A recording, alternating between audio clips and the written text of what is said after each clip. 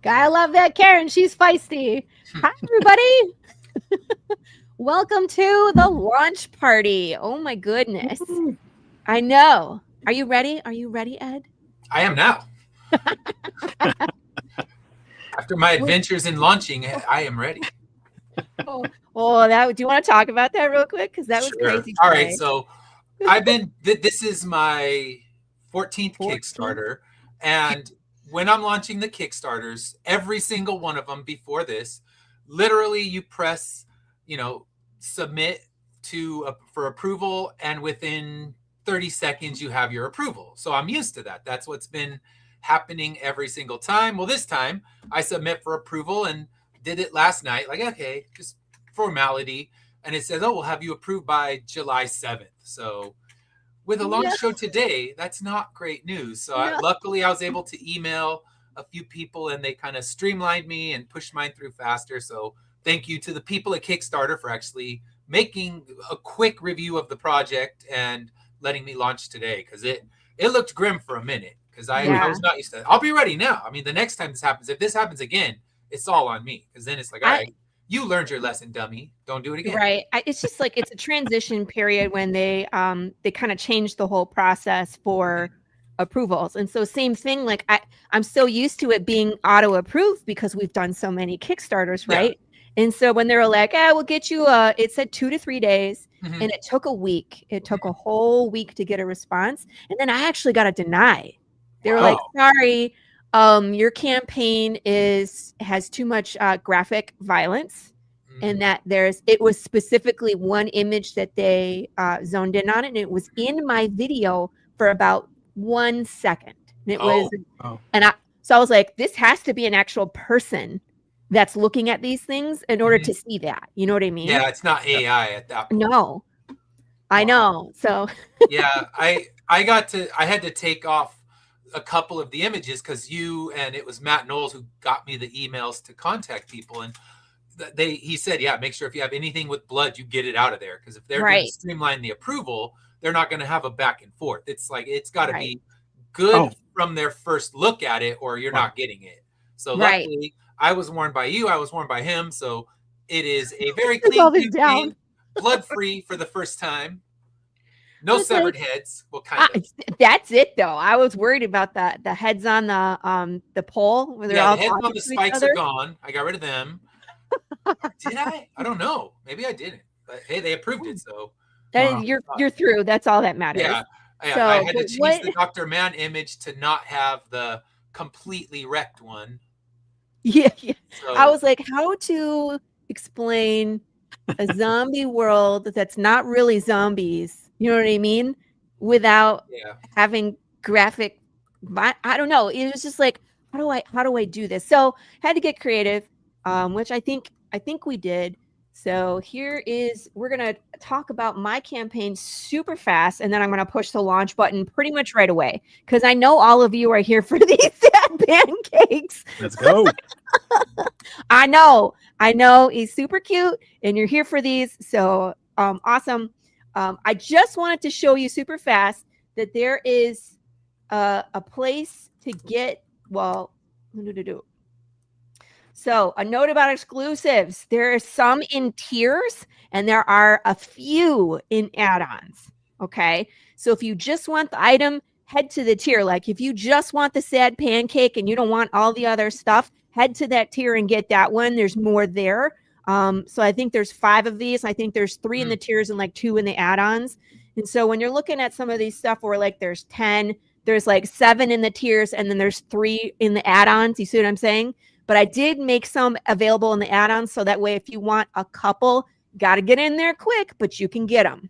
All right.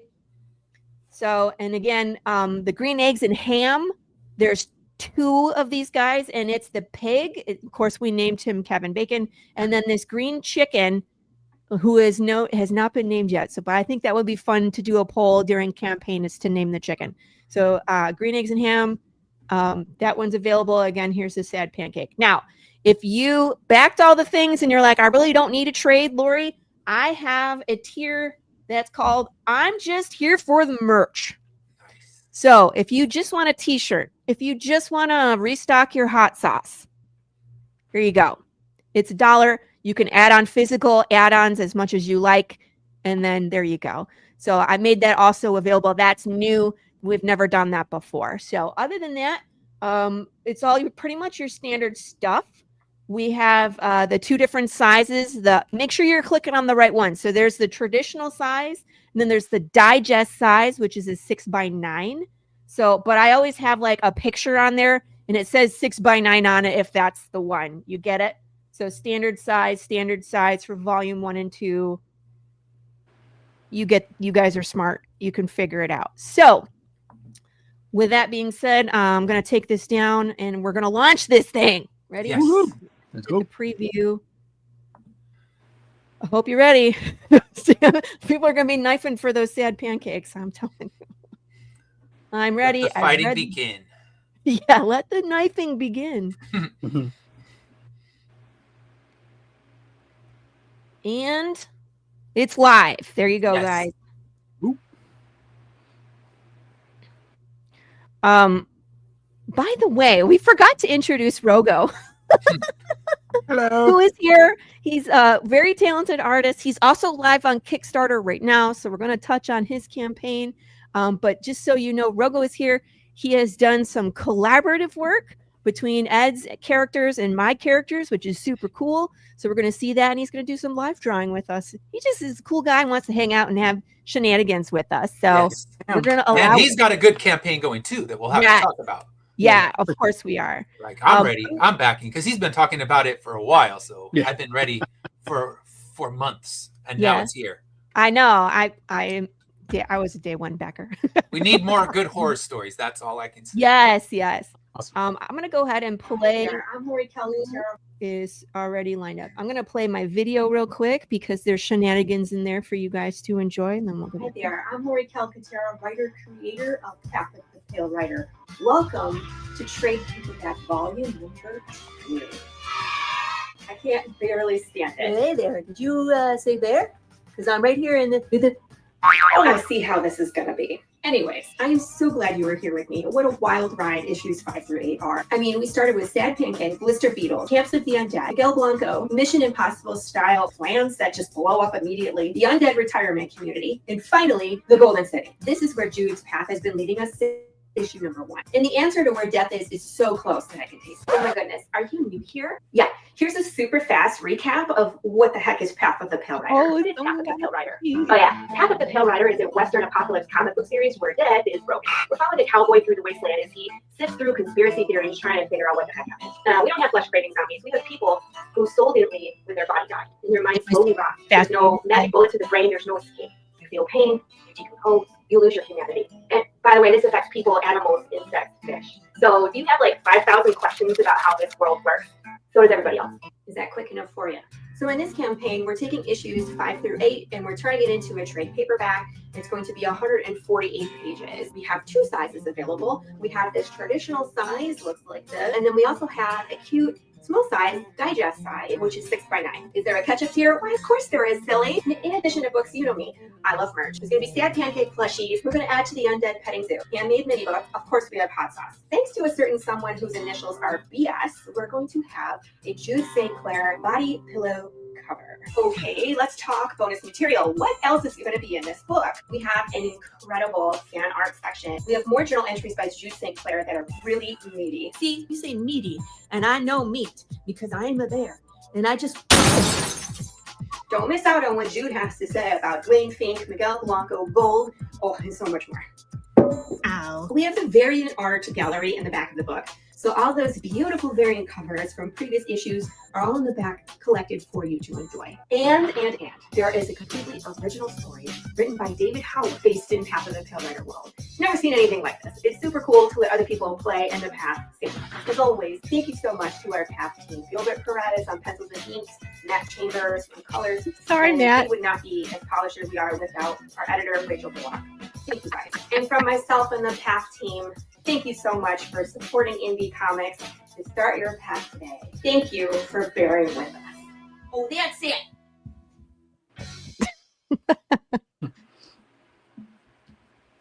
Gotta enjoy this shenanigans. Awesome. Shenanigans. My favorite restaurant. Shenanigans? Shenanigans, yeah. There's a store called Shenanigans?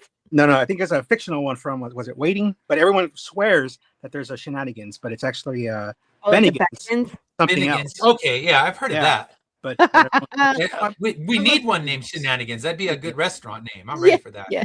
Yeah, it was a Ryan Waiters Reynolds. throw fries at you. Yeah. It'd be a good time. Don't they do that at a place? It's called like Dick's Resort or something. They just Something make like fun of you and like dump your food on the I've heard table. about and... that. Yeah, they're Yeah. horrible on purpose. Thank you guys.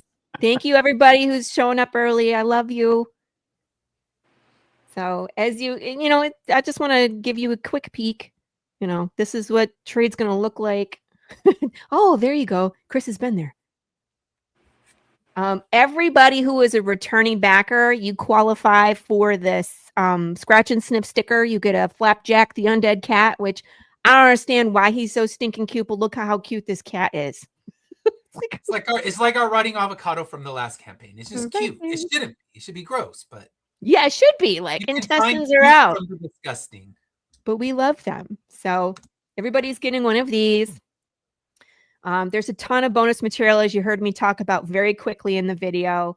But like the fan art section, you guys, I'm blown away by whenever someone takes the time to draw these characters of mine and to share them. Oh my gosh. Cameron.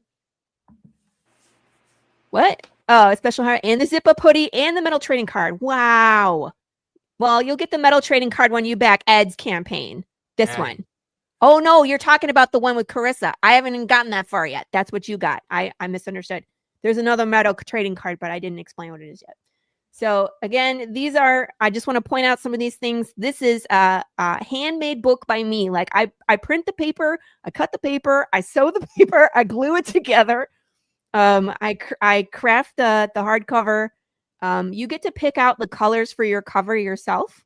And then, so I've made a bunch of these for the first campaign. They turned out really nice. So of course we got to see these. These are all made by my friend Eric Voorhees, who goes by Zombie13, who also shares my dark sense of humor.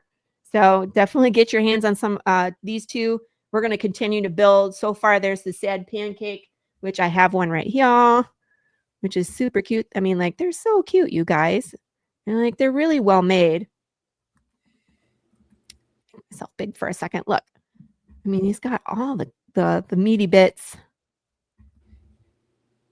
As he needs. So cute. And this one is technically the saddest pancake because my dog chewed him up. Oh boy. He lost 2 of his legs. And I gathered the pieces and I sent it back to Eric and he put them back together. So thank you, Zombie. Hey, Sam. Thank you. Here's the sad pancakes, which I'm sure are already all gone. We'll have to look. Hot sauce. Now, if you are not familiar with some of the add-ons that you can get, we premiered a poker box. So we've been doing poker cards as like backer number at bonuses like stretch goals. And thank you, George. Love you guys. And so you can get a box for your poker cards. We have about 13 cards already, and so we're going to unlock more this time. You might as well just get a box. We have the Slaughterville POTPR crossover. This is an RPG game. So if you play Dungeons and Dragons, you can play Path of the Pale Rider. It is it's a trip. You can run into Big James. Dash is the only one who was able to survive Big James. It went almost exactly like the first issue with Jude St. Clair, if you know what happens in that one. You can scentify your cover. I have scented patches. We can add that into your book, so you can have a book that smells like the Old West. Hey, Dustin, how are you? How does the Old West smell? Armpit? Like patchouli and leather? No, I think it's sandalwood and leather is what it smells like. It's actually that's the scent they gave you. Yeah, that's the scent I got. So I'm thinking, all right, I'm thinking like leather and body odor. Yeah.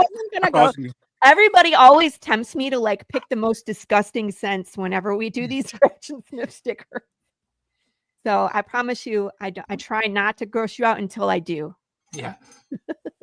The Choose Your Own Path is always available. Again, that's another way that you can interact with this world. This is a completely different story than what's in the book.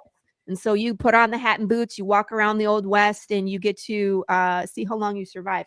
It's not long, but you can just like go back and try again.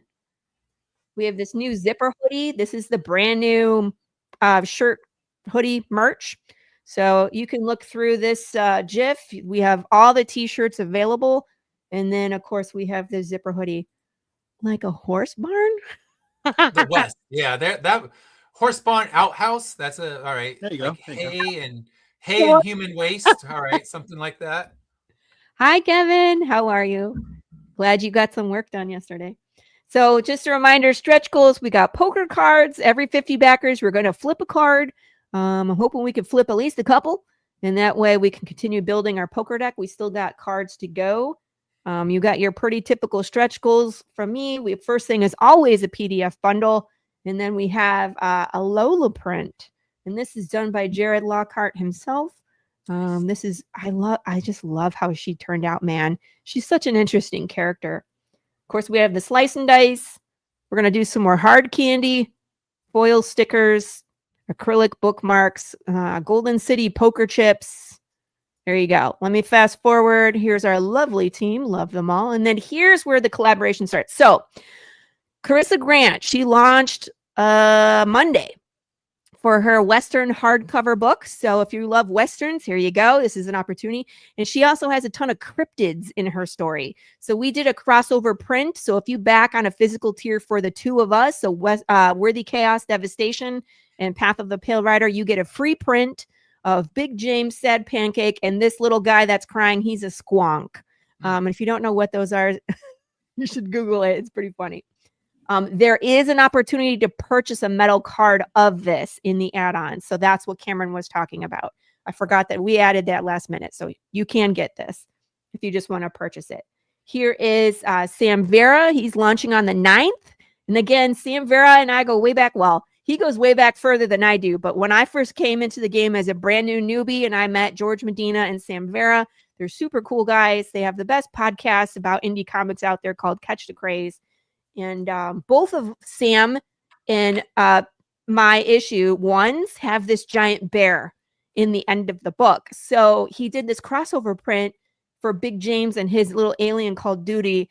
And I love this because this calls back to, our issue ones and like our history together as creators. And he's just an all around good guy. So I will be reminding everybody on July the 9th that he is going to be live. I put a link right here, if you see it, to his campaign. So when if you do sign up for pre-launch, when this one goes live, you'll automatically get an email so you don't forget. And so he is willing to sign these. Cameron is trying to convince me that I can sign these too. Sam will have to get together and sign all these prints together. Why not? And then, of course, Ed and I, because our books are like the worst way that you can live forever. Decided we also needed some collaborative merch. So swag, merch you buy, swag we give you for free. And so we love these two-sided metal cards. So you're going to get this gorgeous metal card with some bad ladies on them. Yes. You got to say the line though. What is it? Bitch, please. Oh yeah, that's what Ari would say. No, this is an Ari, but she's met Tristessa, and I believe she said "fuck you, witch." Was her line for her? There you go. So anyway, that's the meat and potatoes of this campaign, you guys. It's live now, so go ahead and go through it. Have some fun.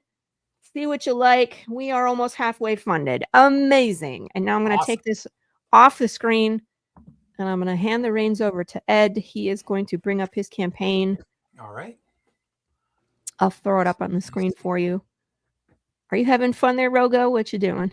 I am. I'm just showing you all the process, breaking it down. Had a lot of fun drawing these characters, and this collaboration was a huge opportunity to draw these characters. So thank you all for that. I appreciate it. Glad to be part of it. Let's see, I'm getting this up, and I'm going to go to the preview version. Where is that preview at?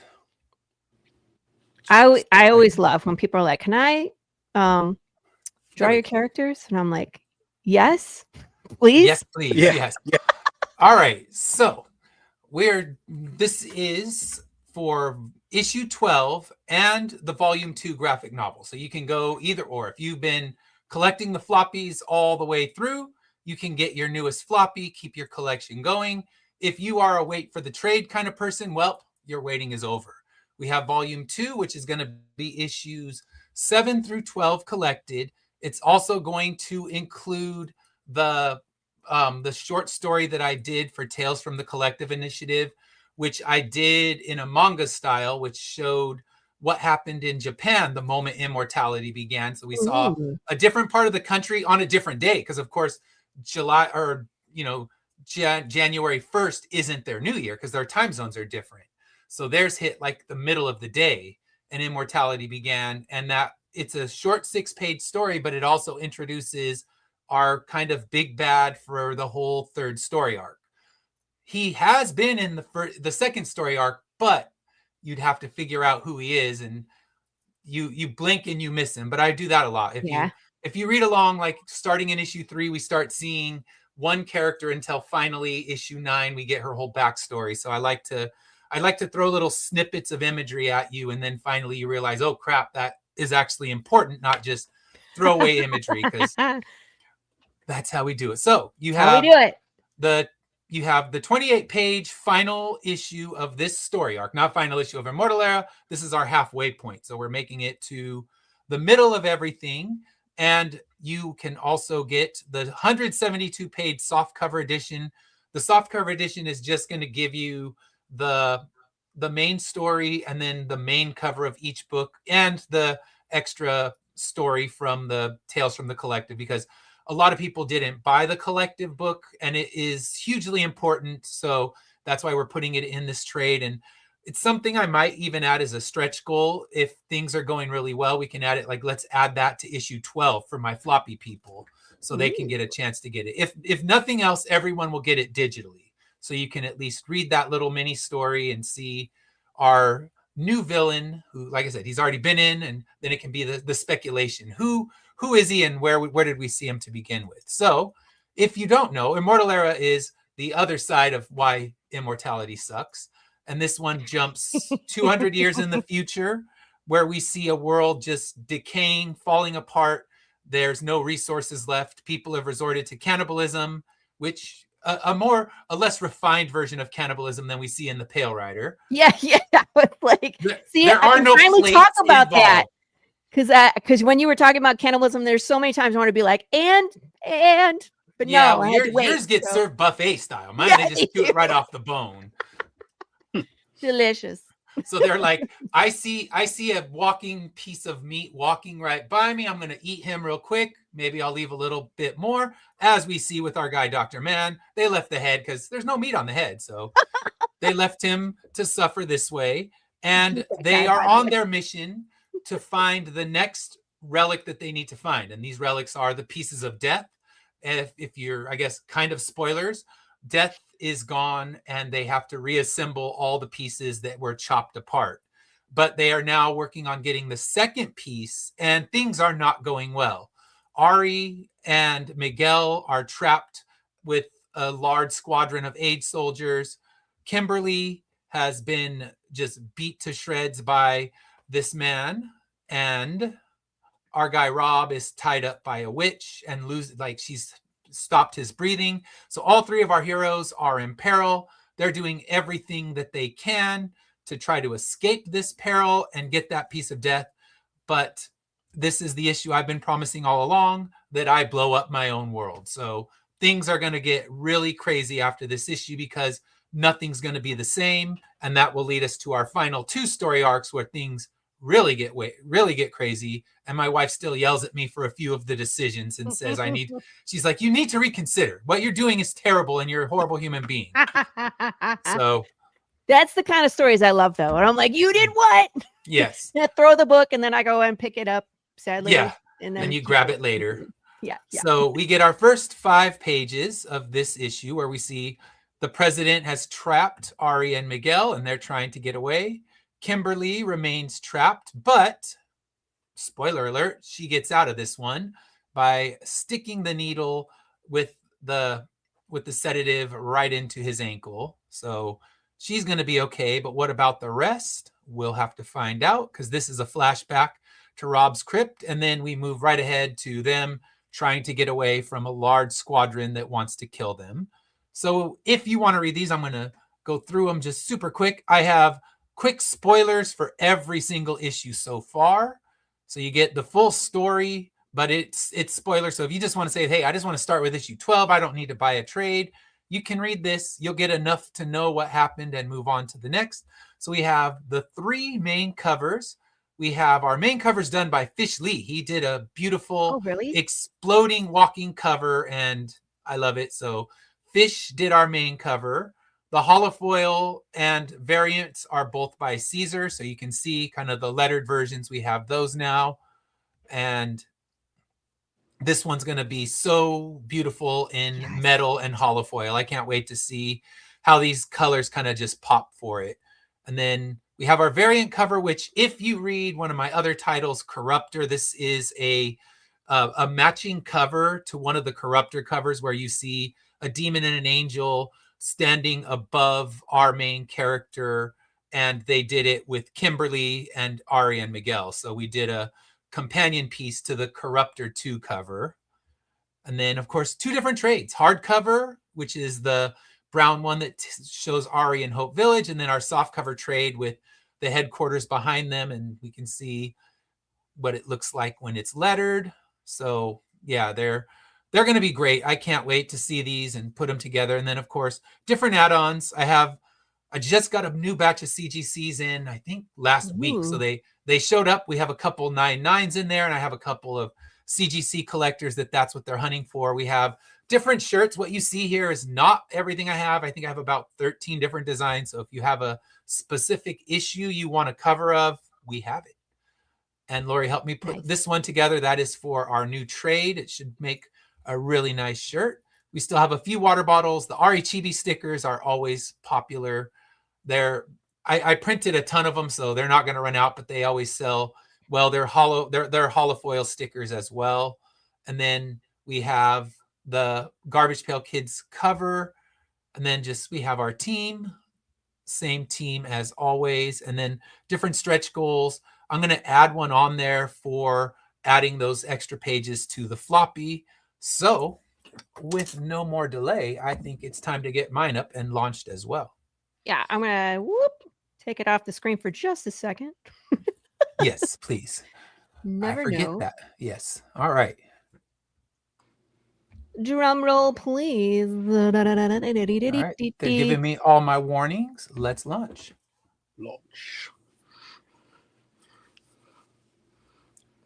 Okay. There it is. Yeah. It is live. Here we go. Right. So we are live.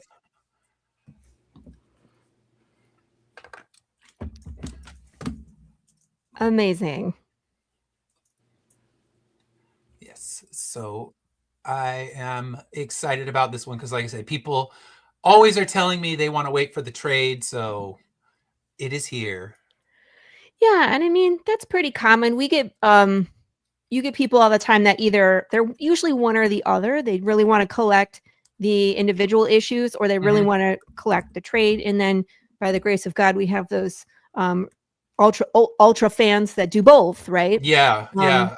Those are the best. I mean, all of them are the best. Anyone who buys they're all anything great. Yeah. is the best. But I have a few that collect all the floppies and they want every single variant. And there's I'd say 5 or 6 people that are really wanting the first 3 issues variants, which are long gone and have been long gone. So it's, it's one of those things where if you didn't grab those ones right away, you can't find them. I have a few that I'm trying to hunt down. Even I told them I'll search on eBay and everything. And then lots of people want first prints of issue 1. And oh gosh, all I can say is good Do you luck because still we're on have our 5th those? printing.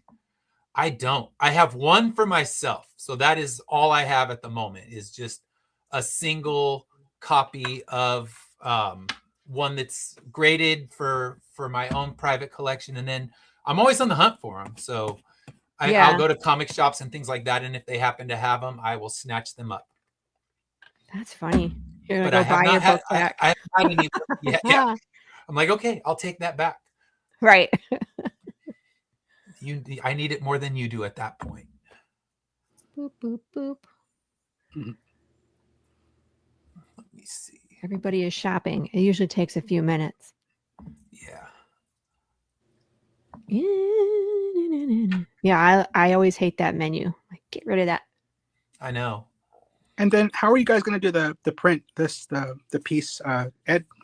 So, okay, yeah, we haven't talked about that. For the print, what we'll be doing is, like last time, anyone who backs in the first 48 hours for a physical copy of the book will get entered to win it. And then what I do is I just take all the backer numbers and I put them into a randomizer, and it spits out one person who wins the print. And then you sent it to them last time, so that was amazing.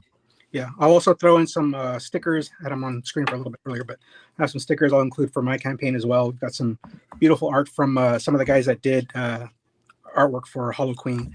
But yeah, I'll throw some of those in as well, just to say, hey, congratulations. But yeah, this piece took about 12 hours roughly, just here and there between work breaks and and Laurie got lighting a fire under me yesterday. Last night, I swear I was doom scrolling. I was like, I'd stopped drawing, and I was like, I don't want to draw right now. Oh, my post. I see the post, and I just see people responding, and I'm like, let's go. So I just picked up my iPad and started going again. No, but it was really what I needed. It was like a kick in the butt. It really was, because I was kind of like, I don't feel like drawing right now, and I hate when I get like that, because I'm just like, I could be potentially working on something, because there's plenty of work to do. So that was perfect timing. I swear, it was like 3 minutes of that, and then I saw the post, and I was just like, okay, it's a sign, man. Get back to work. And so you got Miguel and you have Jude St. Clair and in their little crossover, so you got to love that. Yeah, it's a lot of fun. Yeah. George, both of especially for mine, I'll let Ed talk about his, but there isn't a draw-in option on this campaign, just because the art's already final. Like, it's issues 5 through 8 that are final.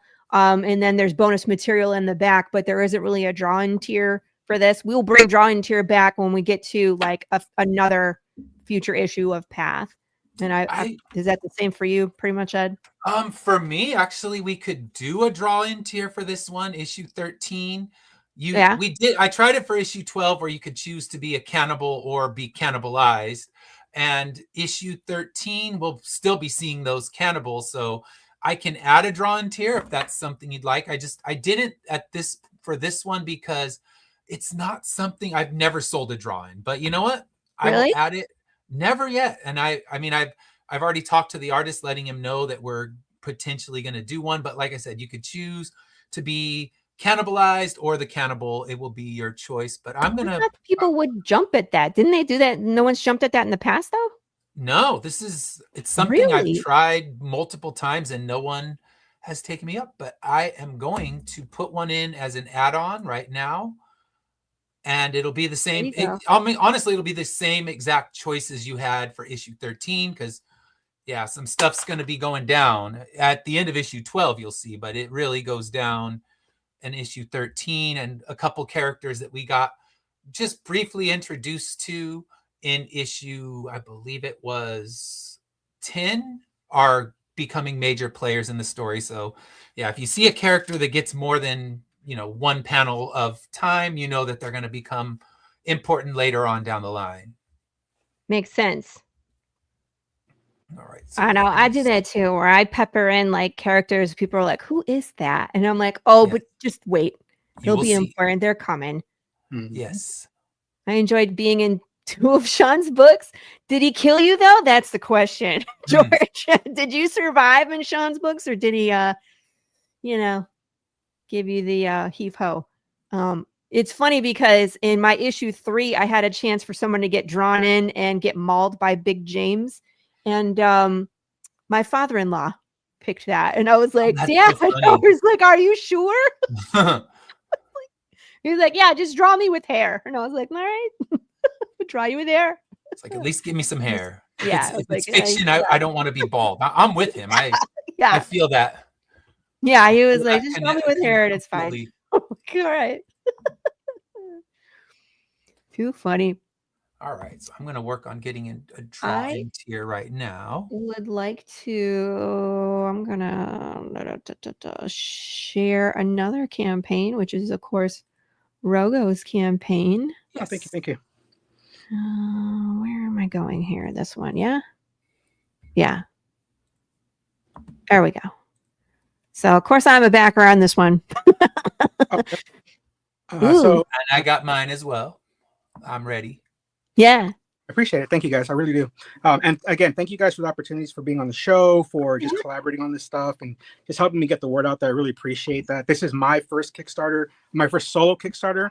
I did do some work with Jesse on Teen Strike. We co-created that one, and that one is like now on issue 7, I believe. But yeah, we did that one way back in high school, and it funded. And he's got another one coming out here pretty soon with more of our stories. And then me and Joe Solis, we did a co-creator on How to Hunt a Hero. That was our first one that we did like in 2021 technically. And it funded, it did well, number 0, then number 1.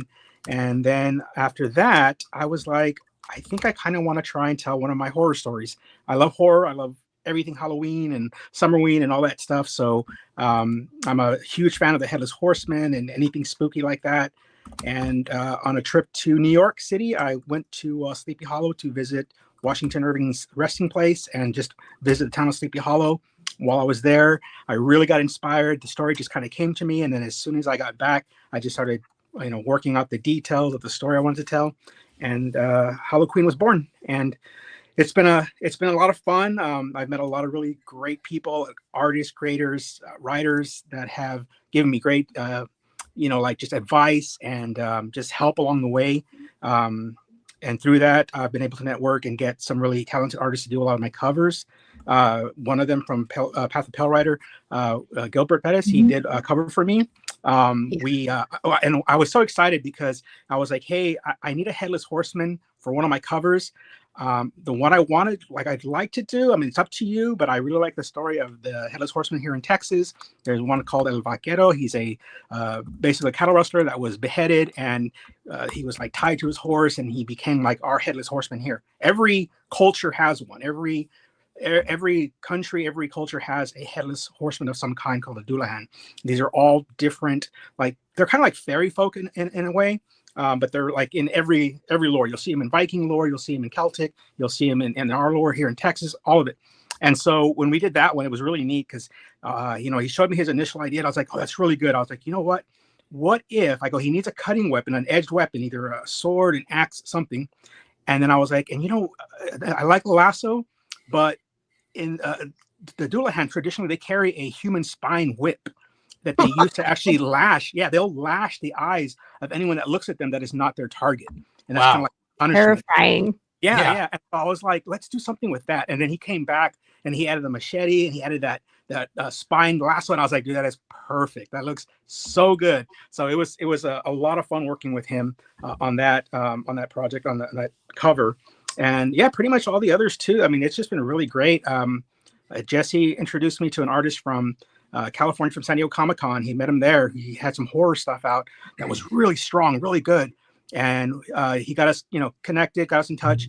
And he actually does an 8-page origin story within the book. So it's a 32-page book. Oh, wow. Yeah, but he did an origin story of one of the characters, basically the spirit of Halloween that you'll get introduced to in this. And the story in a nutshell is basically, this is a Halloween legend you've never heard of, but you're never going to forget.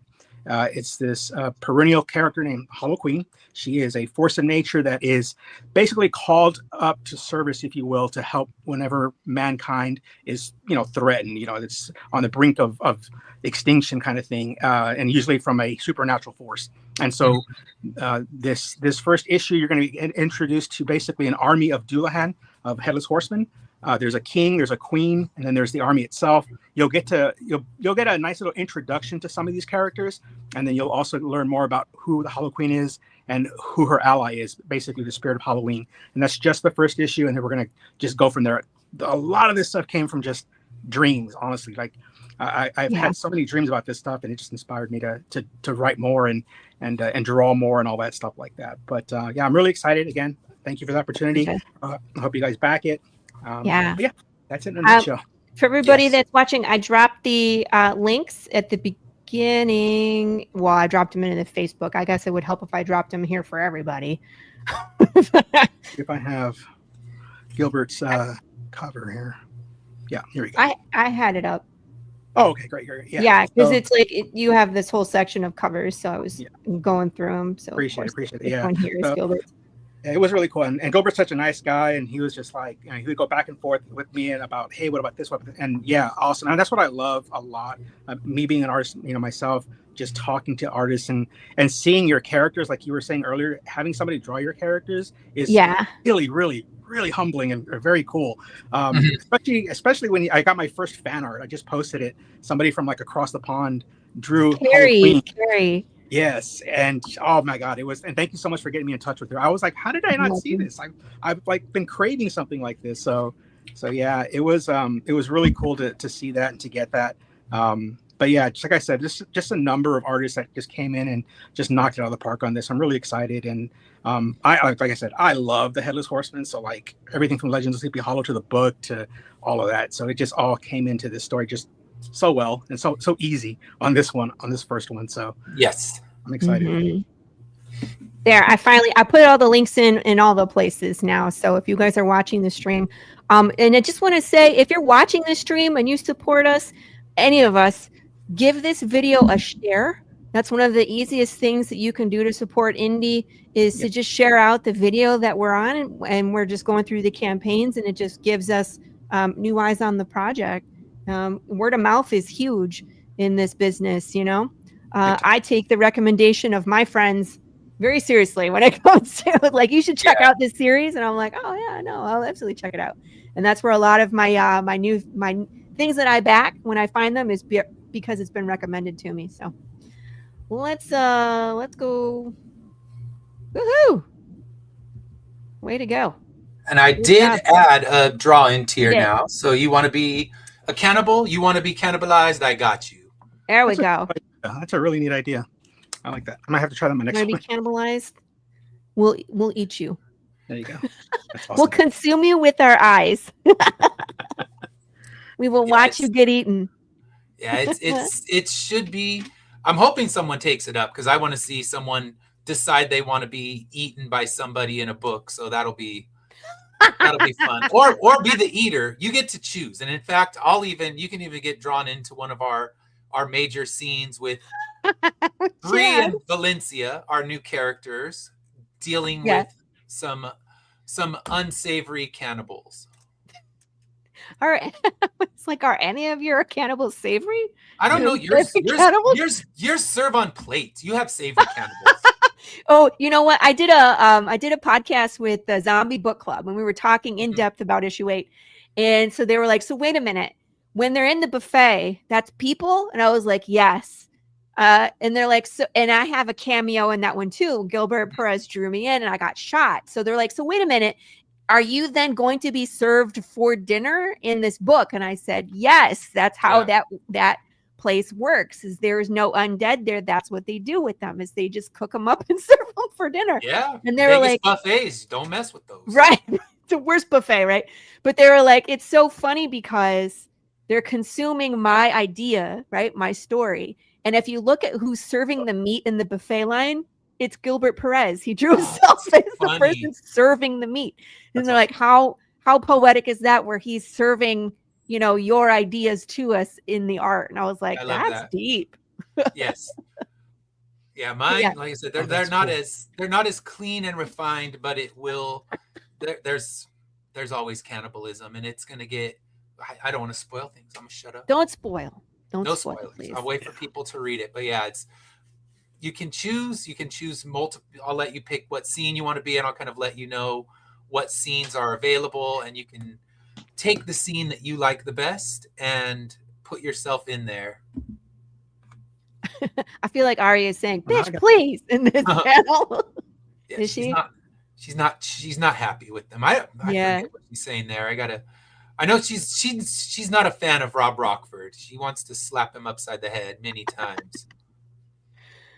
I mean, but he did destroy the world, so there's not much love.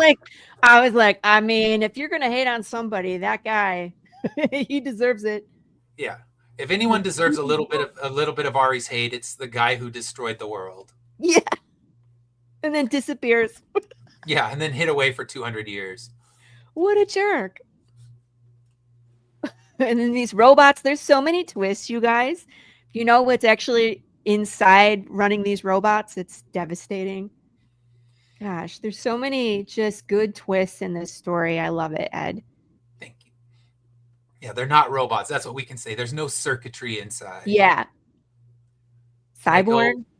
Go a little bit deeper into the lore of them as well in this newest issue. Yeah. Do we find more about witches?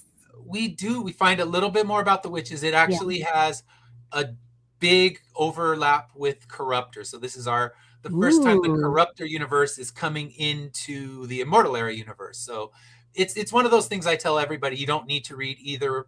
You don't need to read both to understand, but just little Easter eggs, and you can find out that one of the characters from Corruptor is not very pleased with the Coven for doing what they're trying to do to bring immortality in the world. Yeah. But I love how they're all kind of connected. You know what I mean? Then people are asking, is Floaters connected? I'm thinking, I can't connect another universe. Yes, you can. I can. You can, and then it's just like an unspoken lore kind of thing, you know? I actually have a little nod I'm going to have Dan do when we do Floaters 2 that'll connect it directly to Corruptor, which then connects it to Immortal Era. Now, the question is, will you be able to connect the Karen story to everything? That one, I don't know. That one is so on its own. It's just... But honestly, yeah, I could. When we get to the second story arc, because it's going to be 8 issues, 4 on Earth, 4 in Hell, and the with 4 Karen? issue, it goes when they get down, then we could take it easily to Corruptor at that point. Yeah, that's true. One of the demons walking by, one from Corruptor. Yeah. There's our connection. So I guess everything's connected. I just have a giant MCU verse of the Immortal Era verse. The multiverse of Ed. Yes. This cover, man. This is going to be so hot in hollow foil. The foil's going to look so good. Yeah, that looks awesome. I'm looking at him now. Woo. I know.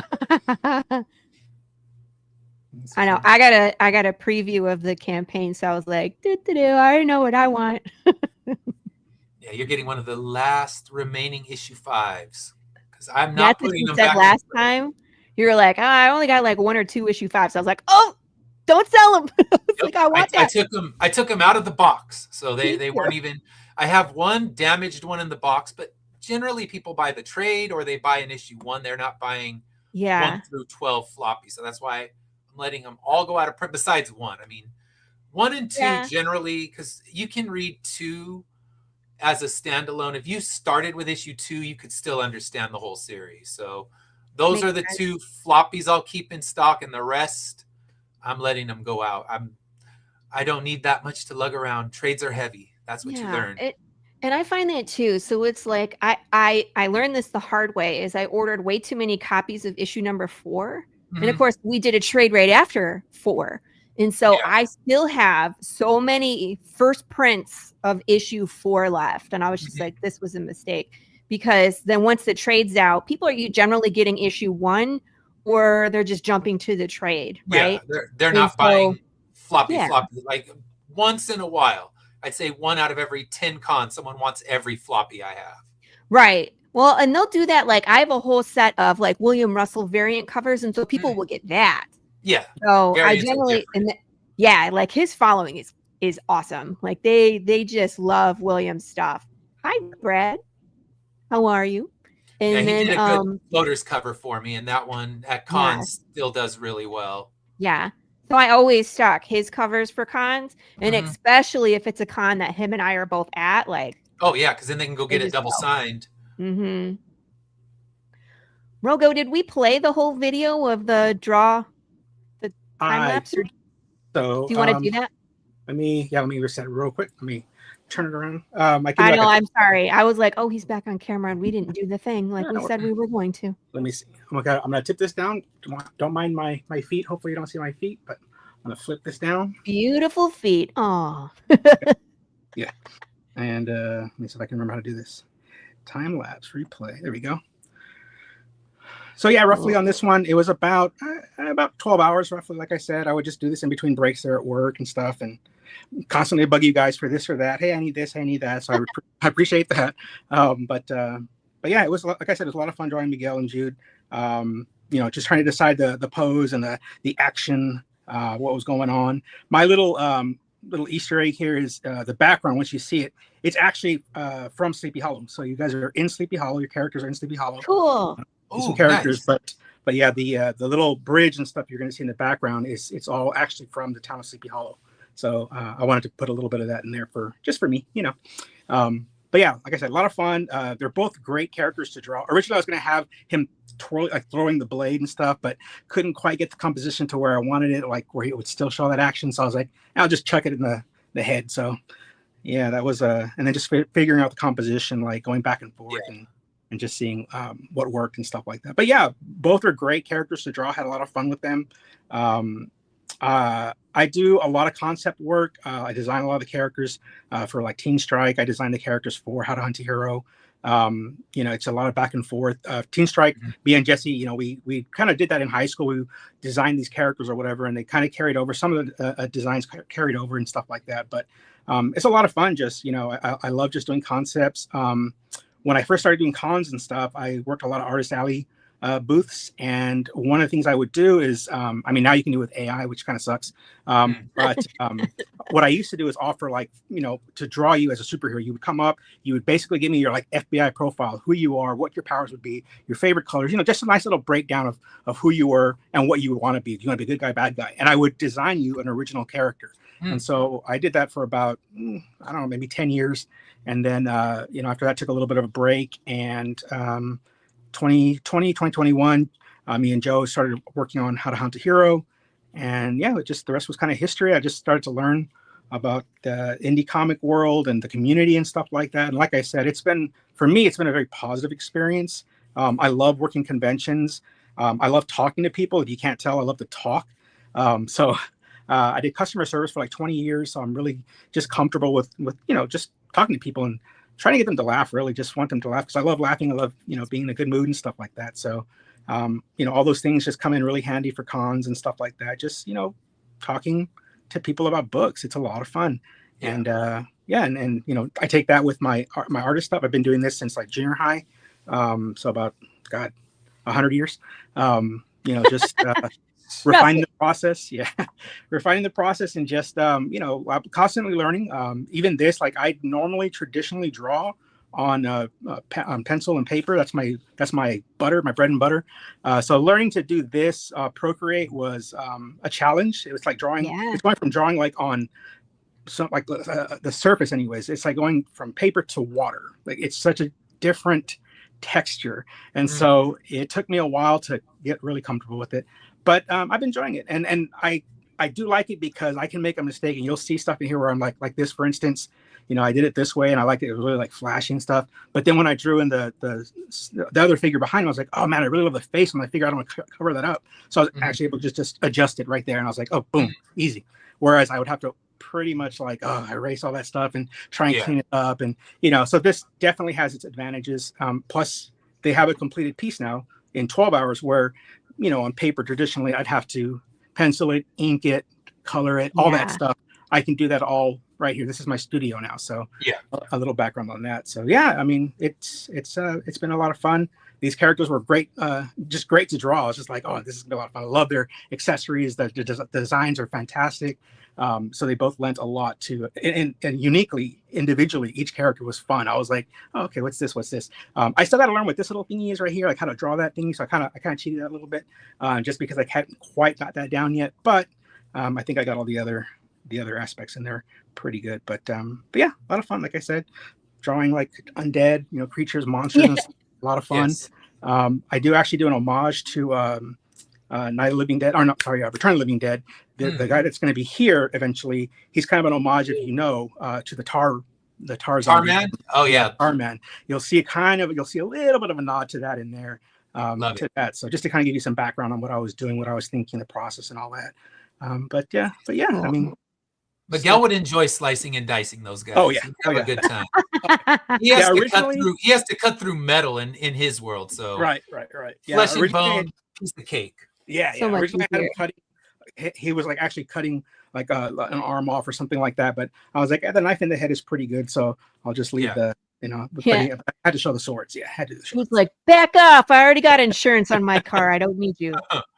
But yeah, but like I said, both really fun to draw. I enjoyed it, and again, I am very grateful for the opportunity to work with you guys, both of y'all, very much individually, and in this duo. So good luck on the campaign. It looks fantastic. Looking forward to the books. I've been following you guys for a while, so I just love seeing what you guys are doing, learning from you guys too. So it's been fantastic. We're a good community. We like to find new people and take them under our wing. And I appreciate it. Now you're one of us. Yeah, I say solo, but it really is they say it's a village. It really is. So like Jesse, I want to give him a shout out real quick. He polished up the Kickstarter page. I mean, it was bare bones when I had it up. I was just like, oh man, it looks very kind of like plain Jane. Like I need more like, that pizzazz, whatever that the way it looks now. And so he went in there, we stayed up a couple nights, like 3 a.m, just hammering that out. And then Joe Solis, my partner and friend on How to Hunt a Hero, he kind of like helped me set up the skeleton, like the bare bones of it. Like we got all the, the dots, all the dots and T's and all that stuff taken care of. So, I learned a lot. There's a lot more to learn. I still have to actually do all the shipping and all that stuff, but I got a great support team there with Jesse and Joe. So I'm pretty confident in all that. So I was going to say, if you were going to pick any two guys to like, I'm going to do my very first campaign, will you kind of like teach me your ways, oh sensei? Right. Like those two guys are great. Yeah. So, they know what they're doing. Yeah. I got one of the books right here. Just got it in. Appreciate it. Thank you. Yeah, but it's been fun. And like I said, it's the hardest thing, I think, the biggest challenge with this book, of this Kickstarter, was doing it. Like just, and it's funny because we have a lot of people that will come up to us. The number one question we get is, hey, I want to start my own book. What do I need to do? How do I get started? And, we even do like little, what do you call those things? Like little panels about how to do that, because we get asked so much. But then actually doing it, like practice what you preach kind of thing, it was like, okay, now I got to do it, and I got to convince myself, hey, let's do this. And so it took a little bit convincing myself, talking back and forth to myself, and I was like, I really want to do this. So I'm really happy to see it fund and just the support that it's gotten. So so I appreciate it. You funded day one, and it was it just went so quick. I was so proud of you. You know what I mean? Because we had talked about it a couple times, and it's always a trip to see things actually go live and to see people show up and support. Like it's just incredible. And so watching your campaign just go, it just made me so happy. So I appreciate it. Thank you so I'm much. so Yeah, and I was excited. like just checking my phone, like all like, oh my god, is it going? Is anybody doing anything yet? so Oh so my Yeah. gosh. very nerve Well, wracking. welcome to the refresh zone. Yeah. That's Right. you I go. was like, Like, dude, we're in the it's- next couple days of I'm just gonna refresh. I'm Right. oh gonna my refresh. gosh. It's like watching paint dry on the Yes. wall, and sometimes the walls explode. Yep. So Yeah, Hilarious. it really is. So But no, it's been fun though. But thank you guys so much. I really appreciate it. Thank you. Thank you. we're gonna wrap it up here because there's a show gonna start right after us. It's ADHD Theater. We're gonna Yeah. start talking. I'm gonna go for an after party and hang out with these guys, and we're gonna talk about a couple movies. They're gonna talk about The Patriot, and I believe it's one of the Dawn of the Dead. Is it Dawn of the Dead? It's the one at the mall. Return of the Living Dead. Dustin, I'm that's messing it Return up. of the Living Dead. Yeah. Yeah, it's the. I think it's that one. Nice couch metaphor, Ed. Oh, I missed it. that was the exploding walls. Yeah. Oh, sometimes the couches explode. No, sometimes the walls explode. You watch the paint dry, and sometimes your walls explode. Yeah. Yeah. The Kickstarter refresh mode. Here we are. We are in it. So, Yes. all yes, right, it's my come friends. back. Thank you for turning out day one to support indie comics. We love you for this. This is what we live for. Thank you for your sharing. Thank you for your support. And we out of here. Yes. Catch you on the flip side. Oh, tune in tomorrow morning for Ed's show. Yes. Right? We're going to talk about some 4th of July draft. We're drafting the movies. We're drafting the songs. We're drafting the food. So yes, join us tomorrow and come chime in. Tell us we're wrong. Tell us we're right. I'm making something completely on 4th of July, but we'll talk about that tomorrow morning. Spoilers. See how it's going to be controversial from the jump. Yes. Anyway, you can follow all of us here on Facebook. We're on Instagram. We're on YouTube. Just go search us up. We're available. And we'll catch you, like I said, on the flip side. Bye, everybody. Bye.